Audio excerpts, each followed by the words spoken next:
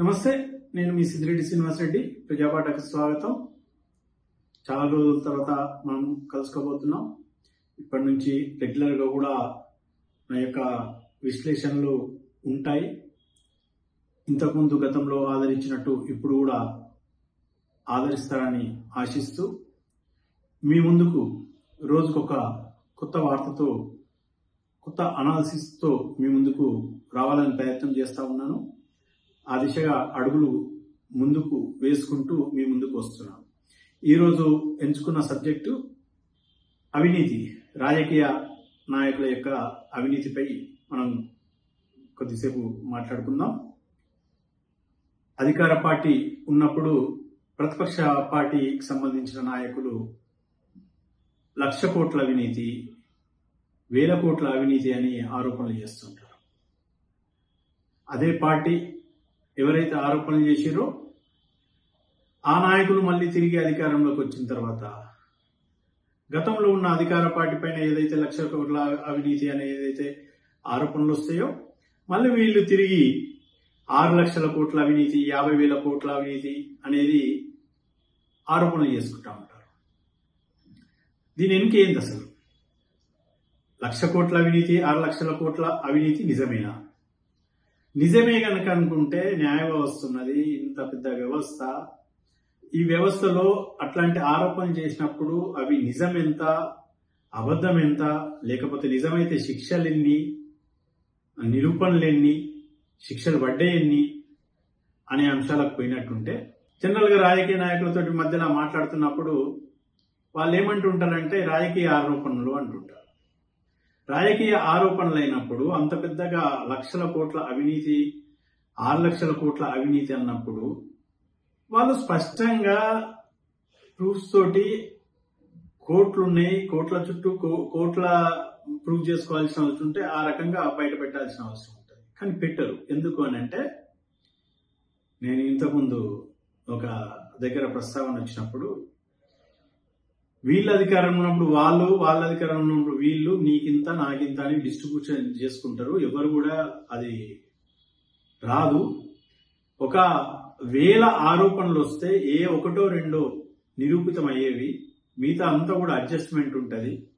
ప్రతి రాజకీయ నాయకుడు నీకింత నాకింత అనే డిస్ట్రిబ్యూషన్, అధికారంలో ఉన్నప్పుడు అధికారం లేనప్పుడు ఈ రకంగా నేను ఇది చేసినా నువ్వు ఇది బయట పెడితే నేను ఇది బయట పెడతా, ఈ రకంగా అండర్స్టాండింగ్లతోటే వాళ్ళు ముందుకెళ్తుంటారు అనేది కూడా ఒక చర్చ జరిగింది.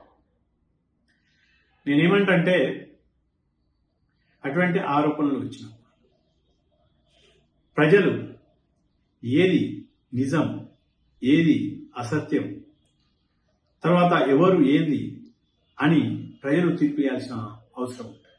ఇప్పుడు కాళేశ్వరంలో 1,00,000 కోట్ల అవినీతి జరిగిందని చెప్పారు, ఆరోపణలు వచ్చాయి. గవర్నర్ దగ్గరికి పంపించాము, ఇది సెంట్రల్ గవర్నమెంట్ పరిధిలో ఉంది, సిబిఐకి అప్పచెప్పండి.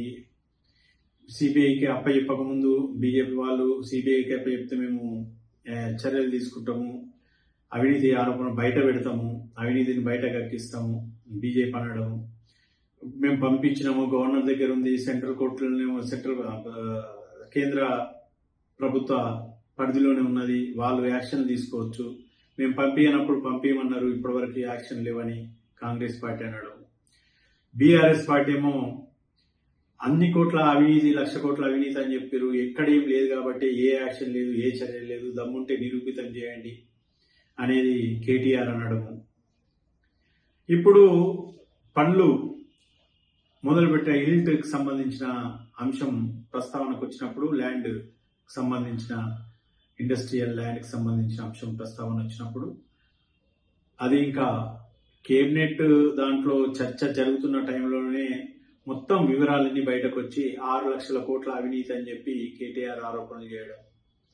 తర్వాత కేబినెట్ లో ఉన్న సీఎం, ముఖ్యమంత్రి, మంత్రులు అందరూ కూడా కేబినెట్ లో జరిగిన అంశాలు బయటకు ఎట్లా వచ్చినాయి, పూర్తిగా మనం జీవో తీయకముందే అంశాలు ఏ రకంగా బయటకు వచ్చినాయి అనేది అదో రకమైన చర్చ. ఇంకా పనులే మొదలు పెట్టలేము, ఇంకా జీవోనే రాలేదు, ఏది రాలేదు, ఇప్పటికిప్పుడు 6,00,000 కోట్ల అవినీతి ఎట్లా జరిగిందని వాళ్ళు ప్రశ్నించడం.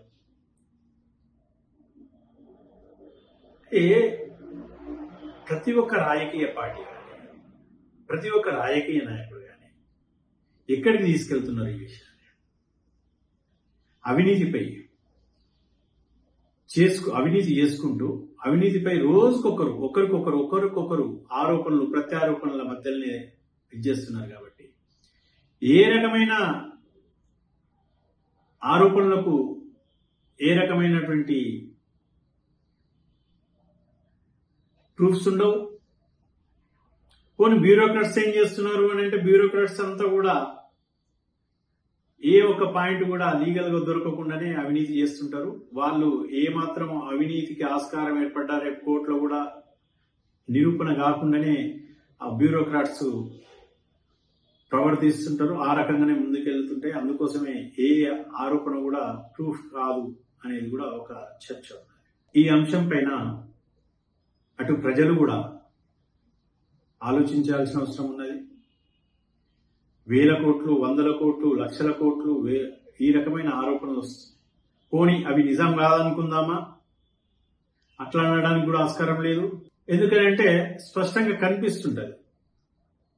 అధికారంలో లేనప్పుడు ఎట్లున్నాడు, అధికారంలో ఉన్నప్పుడు ఎట్లున్నాడు, ఉద్యమం కాలంలో ఎట్లున్నాడు, ఉద్యమం తర్వాత అధికారంలోకి వచ్చిన తర్వాత ఎట్లున్నాడు, ఉద్యమం నడవక ముందు ఎట్లున్నాడు, తెలంగాణ ఉద్యమం నడవక ముందు ఎట్లున్నారు, తెలంగాణ ఉద్యమంలో ఎట్లున్నారు, అధికారంలోకి వచ్చినాక ఎట్లున్నారు, 10 ఏళ్ళు 15 ఏళ్ళు అధికారంలో లేనప్పుడు ఎట్లున్నారు, గతంలో అధికారంలో ఉన్న పార్టీ అధికారంలో లేనప్పుడు ఎట్లున్నారు, ఇప్పుడు ఎట్లున్నారు, ఎంపీటీ స్థాయిలో ఎట్లున్నాడు, సర్పంచ్ స్థాయిలో ఎట్లున్నాడు, వార్డు మెంబర్ స్థాయిలో ఎట్లున్నాడు, ఓ జడ్పీటీసీకి ఎట్లున్నాడు, ఓ జడ్పీ చైర్మన్ ఎట్లున్నాడు, ఒక ఎమ్మెల్యేకి ఎట్లున్నాడు, ఒక మంత్రికి ఎట్లున్నాడు.